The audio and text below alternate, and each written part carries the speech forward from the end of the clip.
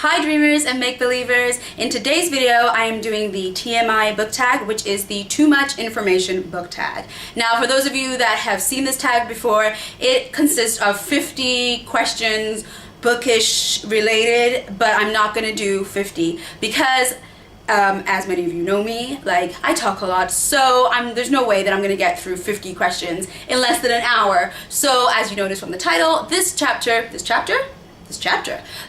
video is called the part 1, the TMI book tag part 1, and that is because I'm gonna do the first 25 questions. But before I get into all of that, I want to start with announcing 2 amazing giveaways. Now, one of them you already know about, which is the giveaway that I myself am hosting, which is one of 2 fantasy themed book boxes in exchange for a review of At Water's Edge on either Goodreads or Amazon, and you can enter it by posting the link of your review in this Facebook group that I will link below. So all the links for that are below. Also, you can get a free copy of At Water's Edge by subscribing to my newsletter, so you can do that anyway, whether you enter the giveaway or not. You should do that because I'd love to hear what you think, regardless of whether you do the giveaway or not. So that is the giveaway number 1. Now the giveaway number 2 just started a few days ago. I am a part of that also, woo woo, but so are 51 other authors. So the prize, the main prize, okay, you know what, I've got it on my phone and I'm actually going to read to you all the prizes because first of all, everybody is a winner. Now everybody is a winner because every single person that enters receives 8 free books, ebooks, but still books, right? You can put it on your Kindle. So first of all, everybody that enters wins 8 free books. That is the first thing. Then the main prize, okay, so here it is on my phone. Can you see it? I don't know where I should hold it actually. I don't know if that's visible, but can you see the boxes in the, I'm not sure how that works. But anyway, so let me just tell you. So it's a massive giveaway consisting of 52 paperback books, and some of them are signed as well as book swag. So the grand prize is 52, so that's 1 for each week of the year next year. 1 book per week. So it's 52 paperback books. It's all YA fantasy. Actually, I could be wrong. It might not all be YA fantasy, but it's all YA, and a lot of it is fantasy. But yes, so you get 52 books plus book swag, and some of the books are signed, you know, for you. So that's awesome. That's the main prize. The second prize pack is a Harry Potter hardcover box set chest. So you get all the Harry Potter books in hardcover in a chest. Like, if I had known that was the prize, I never would have entered because I would have put myself in to win these prizes, like seriously. Okay, then the third prize is Twilight and Hunger Games Funko Pops, or Funko figures, game pop figures. It depends what you call them. Again, I don't know if you can see it, but it's cool. Still getting used to the video camera, guys, sorry. But yeah, it's really cool. And then the fourth prize is if you refer a friend, yeah, you get a Kindle White, a paper white Kindle. So that's really awesome. Like you enter the drawer. If you refer a friend, you are entered into the drawer to win a paper white Kindle. Also, you automatically, when you enter, go into a drawer to win $25 Amazon gift card every week. So I cannot even remember all those prizes, hence why I had to read it off of my phone. But basically, it is an epic giveaway because there's 52 authors involved. So it's just really a giveaway to spoil our readers, or to get our readers to spread the word to people who haven't read it, and just to have a lot of fun all together, giving out amazing gifts and amazing prizes, and just, yeah, to just bring the book community a little bit closer together. So I hope that you guys enter that, and that will also be linked down below. And now I'll get into my tag, which is the TMI Too Much Information book tag. And as I said, I will be doing the first 25 questions because there's no way that I can do all 50 in a timely manner. That's not going to make everybody fall asleep. So the first question of the TMI book tag is, what fictional character has the best style? Now, I don't really look at, well, I do look at style. I can't really say, I've never really thought about it before and be like, oh yeah, I want to wear that.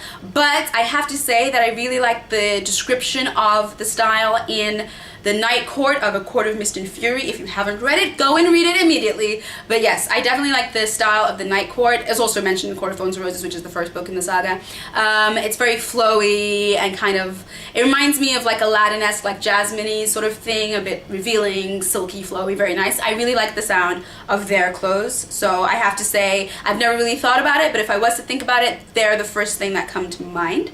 The second question is your book, girlfriend, boyfriend, or fictional crush. Now, this question I don't even need to think about. And you're going to notice a trend in this answer, that it also comes from A Court of Mist and Fury, or A Court of Thorns and Roses, but yeah, if you read A Court of Mist and Fury, you understand that it comes from that more, and that is Rhysand, the High Lord of the Night Court. He is Bay, and that is the end, and if you've read it, I don't need to explain, and like I said, if you haven't read it, go and read it. But yeah, definitely Rhysand. So let's, okay? Book number 3.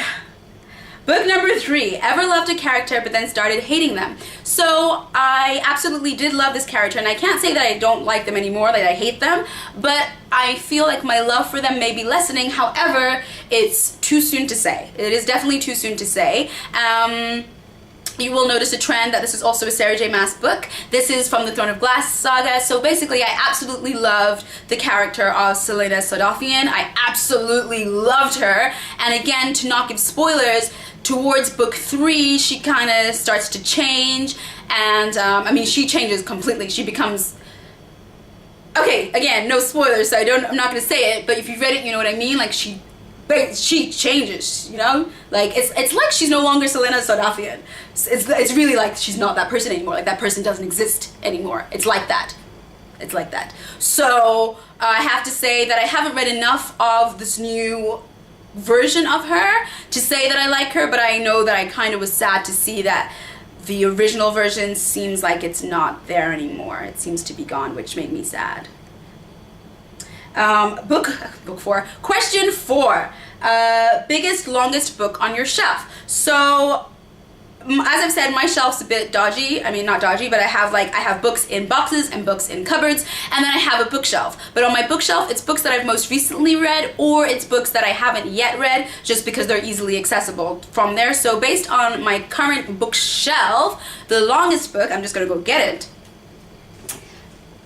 The longest book is Outlander by Diana Gabaldon. If you guys have read it, please let me know your thoughts. I basically got this book because Sasha Alsberg of A Book Utopia, which I followed for a while, is always raving about it, and she really, really loves it. And I saw it in the shop one day, and I was having a book shopping spree, and I was just like, you know what?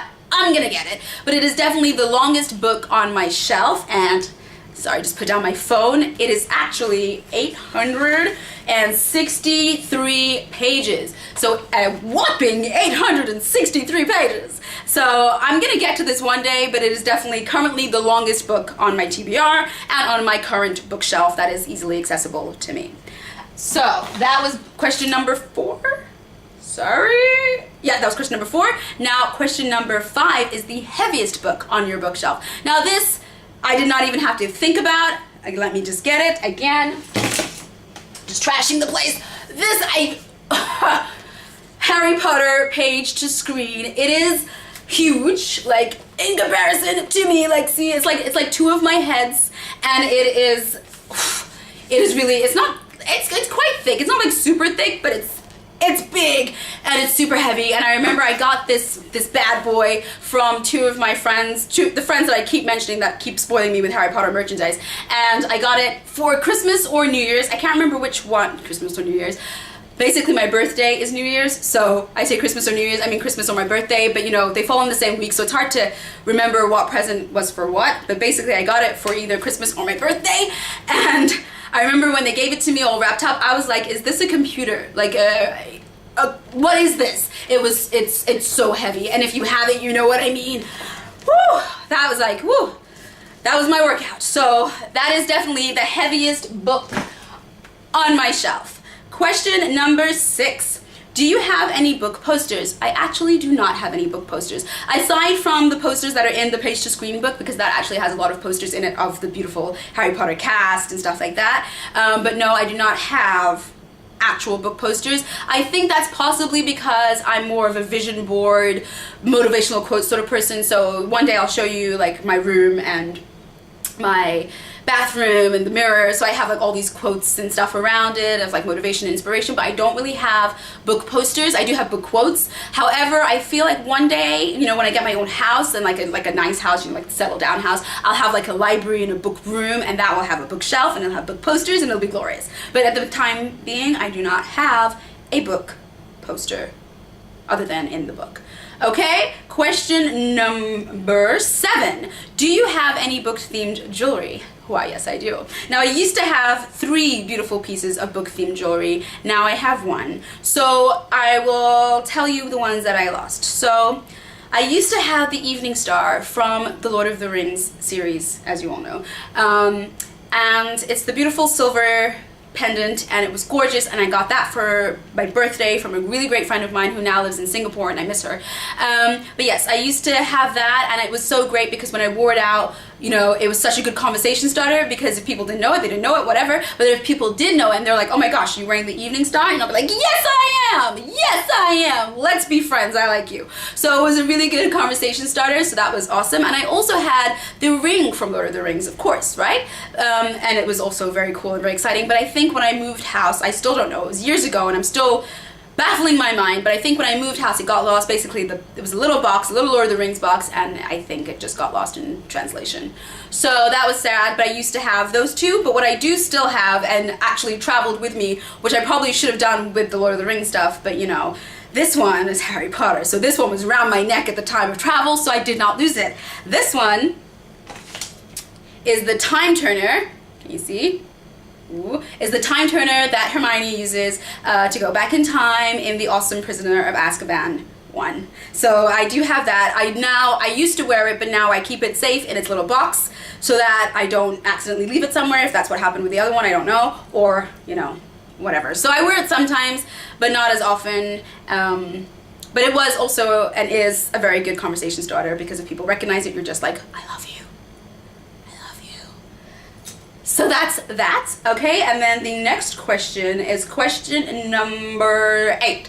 Question number 8, book OTP. So for those of you who don't know, OTP is one true pairing, a couple that you absolutely support from the end of time, or till the end of time. So, a oldie but a goodie that many of you may disagree with is Edward and Bella. I'm sorry, I think that they are a great couple, and I love that they ended up together, and I'm very, very excited and very, very happy about that. I mean, Twilight is old, and you know, of course I've moved on, but it still counts. It was still a great book thing in bookademic. It was such a great bookademic in our lives, and it deserves a mention. So Bella and Edward are definitely one of my OTPs, but up to date and more modern, cover your ears if you have not read, guess what? Guess what I'm gonna ask you if you've not read. If you have not read A Court of Mist and Fury, cover your ears for the next 8 seconds. But if you have read it, then listen on to my one true pairing.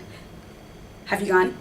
Okay, so my one true pairing from A Court of Mist and Fury, which I absolutely love, is Feyre, who I like to call Fair, but Feyre, and Rhysand. They are just glorious. So nothing better happened between them, but they're mated, so I think they're fine.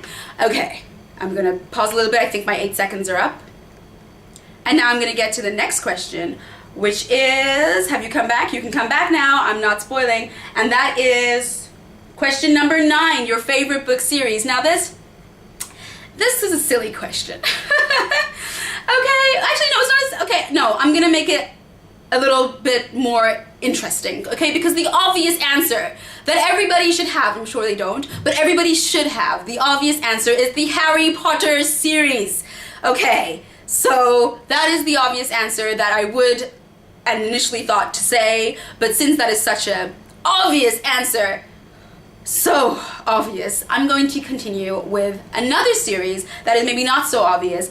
You're going to be really surprised. In fact, it is A Court of Thorns and Roses, which is a part of the Court of Mist and Fury, Court of Thorns and Roses saga. I'm actually really loving it, to be fair. It's only 2 books at the moment, but I really, really love them both. A Court of Mist and Fury was definitely my favorite, but I loved A Court of Thorns and Roses as well, so I definitely see this becoming a favorite series. And another one that I actually do have is the Mortal Instruments saga. I absolutely love that saga. I'm not finished it. I'm on book 5 in the saga. It's a 6-book series, plus all these extra books that are coming out. I'm so excited. But yes, I have to say that that series is also a favorite of mine. So I'm very excited to keep going with that series.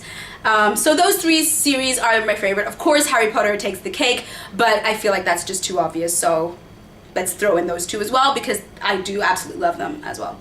Question number 10. Favorite book to movie soundtrack.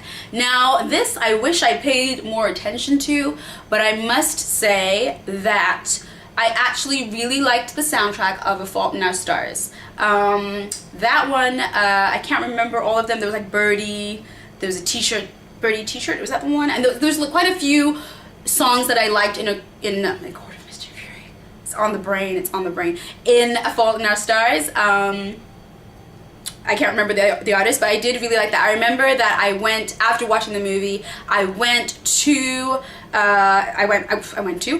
and downloaded many of the songs from that movie. And another one that I really liked, another soundtrack that I really liked, now remember, this is soundtrack, not book, not movie, let's not get hasty, just the soundtrack that I really liked. I mean, to be fair, actually, I didn't hate the movie. I thought it was a fun, girly movie to watch every now, like not every now and then, once or twice in your life. I've seen it once, but you know, I can't say that I hated it, but it was a little, but anyways, that would be the soundtrack, because I like the soundtrack. It was actually very modern and up to date, of 50 Shades of Grey. So, you know, whatever you think of the book, whatever you think of the movie, if you just focus on the soundtrack, which I did when I was watching, I mean, I didn't just focus on the soundtrack, but I did take note of the soundtrack, and I remember thinking, oh, I like this song, I like this song. It was actually very up-to-date, modern, current songs, so that probably helped it become noticeable to me.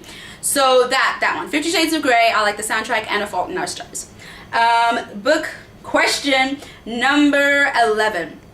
A book story that you miss / wish would continue.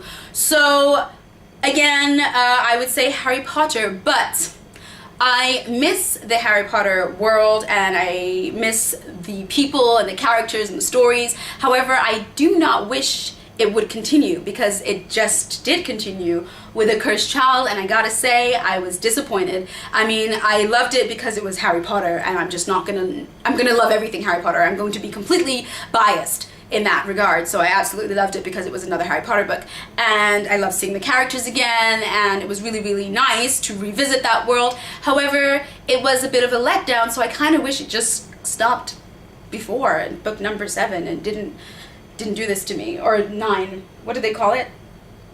Okay, I can't remember what they called it, but you know, they say it on the back. But I wish that Cursed Child didn't happen, basically, and I wish that it just stopped after Deathly Hallows. So yeah. Now, question number 12. Favorite standalone. Now, to be fair, I don't really read many standalones. In fact, I think that The Fault in Our Stars may be the only standalone that I've read recently. I don't really read standalones, but I must say that when I was younger, all of Roald Dahl's books, so The Witches, Matilda, The Twits, James and the Giant Peach, BFG, like all of those, I loved all of Roald Dahl's standalone books, absolutely, so put that in there. Question number 13, since when do you read books? Now, I'm told, but I don't actually fully remember, but I'm told that I started reading when I was very young, about 3 or 4 years old. What I remember is reading from about 6, but I was told that I started from very young, and I remember I used to read like Spot the Dog and Bunny's First Garden and stuff like that. Very simple books, but yeah, I remember really enjoying them and really liking them. Question number 14. Which Hogwarts house are you in? Well, my friends. I am actually a Slytherin. I've said that in another video before, but I am actually a Slytherin. I thought I would be a Gryffindor, but I did the test and they told me no. In fact, you are a Slytherin. Deal with it. So, I'm a Slytherin. And do I have it with me? I don't have it with me, but I'm actually reading Percy Jackson right now, and my bookmark is the Slytherin bookmark because that is my house, so I had to represent. And I'm happy with Slytherin though. Like, I wanted Gryffindor, but I'm happy with Slytherin because why am I happy with Slytherin? Oh yeah, because a lot of cool wizards came out of there, and a lot of powerful wizards came out of there, and you know, Harry was technically a Slytherin, but because he asked to be in Gryffindor, he became Gryffindor. So I'm happy to be in the Slytherin house. The next question is quality you look for in a book. That's question 15. Quality you look for in a book. So I look for fantasy, magic, action, and strong, awesome characters. I'm gonna try and speed this up because I feel like I've been babbling for ages and I'm only on question 15. Question 16, favorite book quote. Now, I have a lot, and if you look at my Instagram, you will see where I did this post with lots of them. One of them was no mourners, no funerals. Comment below if you know where that's from. One of them was may the odds be ever in your favor. Comment below if you know where that is. Another one was anyone can betray anyone. Comment below if you know where that's from. But the one that sticks out to me always, especially this year, you're gonna notice a trend, is from A Court of Mist and Fury, and that is... Oh, that is to the stars who listen and the dreams that are answered. That is definitely my favorite book quote of this moment in my life and possibly of all time. I don't know, but that definitely comes to mind when I'm asked that question. Question number 17, my favorite author. Are you ready?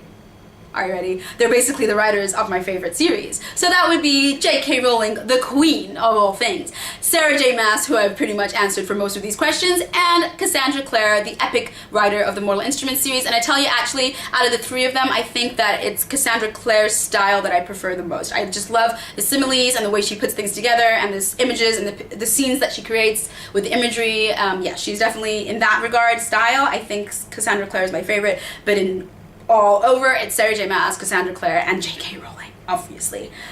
Question number 18, favorite book cover. Now, this is kind of interesting. I did pick a few books out. I prefer, though I find that I'm always attracted to books with people on them, I find that I prefer the symbols and stuff. Like, for instance, let's just a quick shout out to my own book. See, on my own book, I didn't put any people. Like, you can see the silhouette of the girl, and then I put the crest that is from my world, because I actually prefer not to have the person showed to me, even though they're very eye-catching. So some that I've picked is Cinder from the Lunar Chronicles. Now this one I mostly like because of its texture. It is so smooth and velvety and soft, so I really like that. But I also like how, I don't know if you can see, but I like how you can see the girl's shoe, which is very much Cinder, and then you can also see like the metal in her body. And if you know the story, you read the back, she's a cyborg. So I thought it's quite cool that it gives so much away without giving so much away. So I just love that. But two that I actually liked regardless of the texture is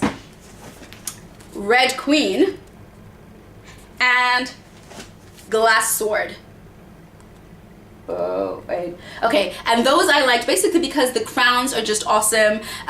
They look very 3D, they shine, they shimmer, they come out, they look really 3D. The blood's dripping off it. This one's got silver blood dripping off it as well. This one's got red blood dripping off it. Red Queen, it's just so perfectly describes, again, so much of the story without describing so much of the story. Question number 19. Action or romance? Now, I love romance. I absolutely love romance. If you've read A Water's Edge, you know I love romance because it's very much a mixture of action and romance. And as the series continues, you might have seen, if you've read Caught in the Ripples. If you haven't, you'll also see that I did put in a lot more action, and the romance kind of took a backseat, but the romance is still definitely there. So I do absolutely love romance, but if it's action or romance, I'm going for action, because that's the kind of stuff I like, especially if it's fantasy action. It's just brilliant. Question number 20. Where do you go when a sad moment happens? Now, there's not many places you can go. I mean, you're stuck in the book, right? So I normally just put my finger in it and turn away from the book, and I'm not friends with the book for a while. Me and the book have a little bit of a moment, a lover's tiff, and I have to just have a moment of silence, and then I probably start reading again, and then I'm very happy that I did read again, and the book and me make up. Question 21. How long do you need to finish a book? Now, again, for those of you that have watched other videos, you see that I'm not the fastest reader, but I am getting faster, and I'd say that it depends on the length of the book, but on average I read about a book every week to 10 days. So I'm getting faster, but I say my average is 10 days. Question 22, how long is your mourning period? Now again, it depends on the book, but especially after Court of Mist and Fury, you guys are gonna get so sick of me talking about that, but especially after that book, I had a major hangover and a major like, I need the next book! And it was, yeah, I've mourned a lot on that one. I really need, but I don't know if that's what you mean. Maybe mourning when something sad happens. Mourning when something sad happens, again, depends on the book and the situation and the ending, but mourning because like the next book's not out, until the next book comes out, so that's how long. Question 23, least favorite book. Now, that is a tricky one, and I don't like being mean to books. I just love all books, but I have to say it's one that I read recently. I won't name it because I think that's mean, but it's one that I read recently, so if you watch a recent video, you'll know, and it was by an indie author, and again, what put me off though was it felt like a first draft. So it was really good, it had a lot of potential, but there was just so many mistakes and sentence structures that were off that it felt like it hadn't even been read through. It was just published straight away. So that was a bit of a letdown, and that was probably my least favorite book. However, the story was really, really good, so hard to say. And question 24, what is a turn on in a character? My biggest turn on in a fictional character, or in all characters, is a